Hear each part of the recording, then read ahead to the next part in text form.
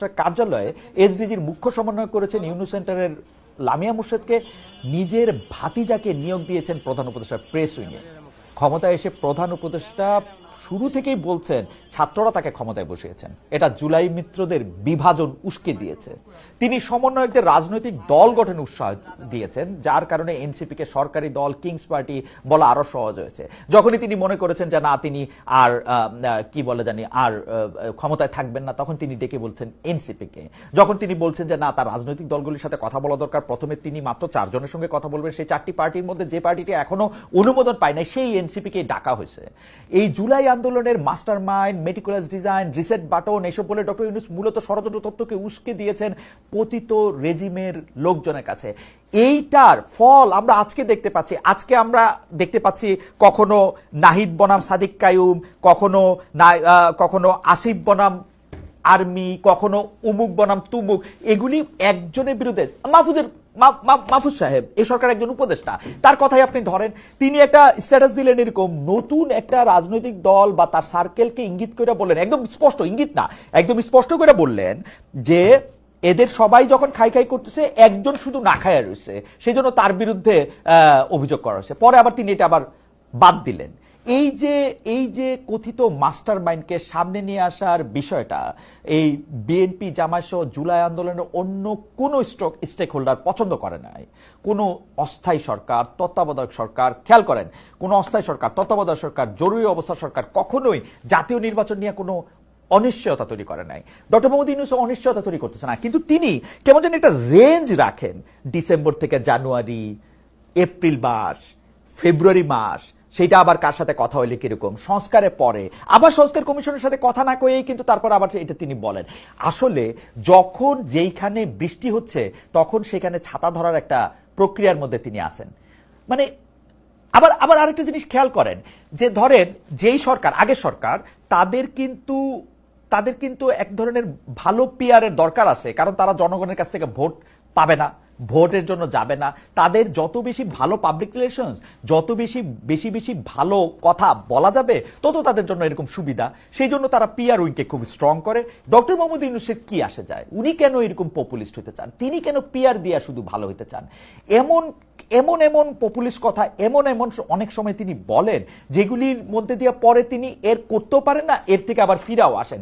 গত বছর ঈদের সময়, গত বছর না মানে 1 বছর হয় নাই আর কি, এরকম একটা সময় ঈদের সময় রোহিঙ্গারা আগামী ঈদ ওইখানে করবে এরকম কথা মনে আছে তো, এখানে একটা করিডোর করবে, এই কথা নিয়ে তারপর অনেক যখন আলোচনা হয়েছে তখন তিনি বললেন সবাই নাকি সর্বত মিথ্যা কথা বলতেছে।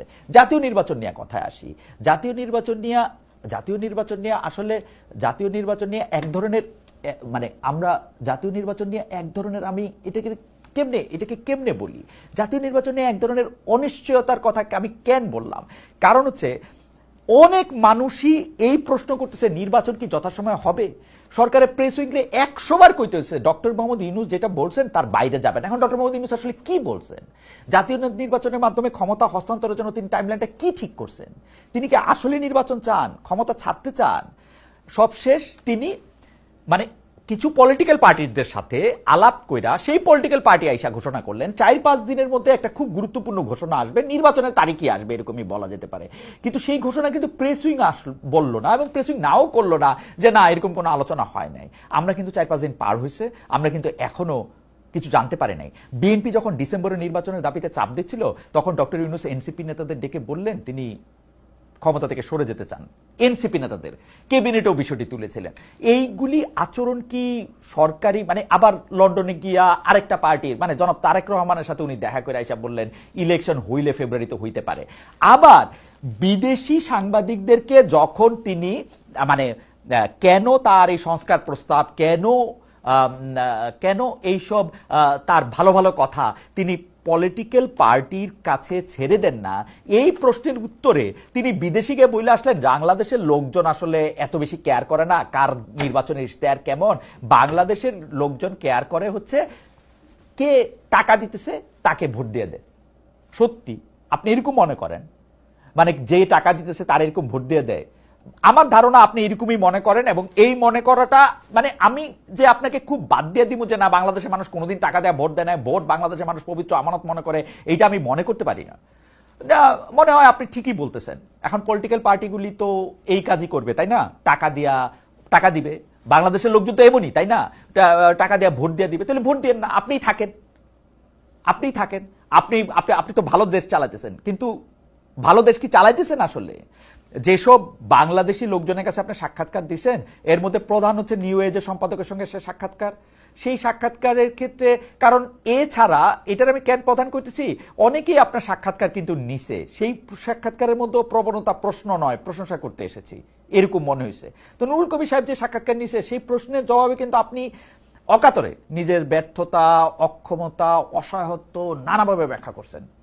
এই এক বছরে আপনি ডক্টর মোহাম্মদ ইউনূস একটু তাকান, আপনি পৃথিবীর সব দেশ মানে আপনার আগের আরেকজন বাঙালি নোবেল পাইছিলেন যার নাম রবীন্দ্রনাথ ঠাকুর, ইনি আমি শুনছিলাম 18 বার নাকি 20 বার এই পৃথিবী প্রদক্ষিণ করছেন। আপনি মনে হয় কয়েকশো বার পৃথিবী প্রদক্ষিণ করছেন, তাই না? আপনার তো পৃথিবীর কোনো দেশে থাকার জন্য, যাওয়ার জন্য আপনার আলাদা কোনো আগ্রহ থাকার মানে কথা না আর কি, জাস্ট খালি বিদেশে ঘোরার জন্য। কিন্তু এই এক বছরে আপনি বিদেশ সফরে যে গেছেন, এর মধ্যে 10 বারের বেশি গেছেন। এর মধ্যে রাষ্ট্রীয় সফর আছে, আবার কিছু সফর আমার দেখে মনে হয়েছে ব্যক্তিগত পুরস্কার নেওয়া, মাঝারি মানের কিছু সরকারি রাষ্ট্রীয় কর্মকর্তাদের সাথে অংশগ্রহণ করা, এনজিও ধারার কিছু সম্মেলন ইত্যাদি ইত্যাদি। এগুলিকে রাষ্ট্রীয় সফর হিসাবে দাবি করছে অন্তর্বর্তী সরকার, কিন্তু এগুলি কি আসলে রাষ্ট্রীয় সফর ছিল কিনা সেটা নিয়ে আমাদের ঘোরতর সন্দেহ আছে। এবং আপনি কিন্তু একটা বিশাল প্রেস উইং নিয়ে আপনি বিদেশে যান, এবং এই প্রেস উইং এর কাজ থাকে হচ্ছে আপনাকে সবচেয়ে ভালো দেখানো। এর মধ্যে আমরা নিশ্চয়ই ভুলা যায় নাই, সবচেয়ে সমালোচিত হলো লন্ডনে গিয়ে ব্রিটিশ প্রধানমন্ত্রীর সাক্ষাৎকার না পাওয়া। আপনার প্রেস উইং প্রথমে